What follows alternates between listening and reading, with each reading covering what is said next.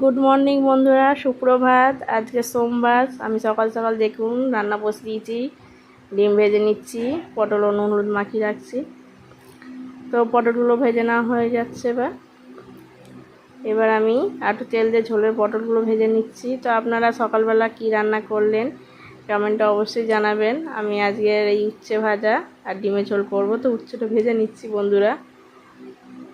প্রথম উচ্ছেটা একটু ভেজে নিয়ে তারপরে আলুগুলো ওর মধ্যে দিলাম, কারণ উচ্ছেটা একটু তেঁতো হয় ওই জন্য। তো এবারে ঝোলের তরকারি মশলাটা বসিয়ে দিলাম।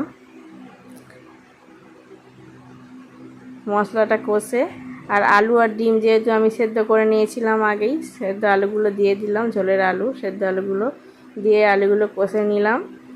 নিয়ে এবার ওর মধ্যে ভাজা পটল দিয়ে দিলাম, দিয়ে ভালো করে ওটা কষে জল দিয়ে এবার ওর মধ্যে ডিমগুলো দিয়ে দেবো।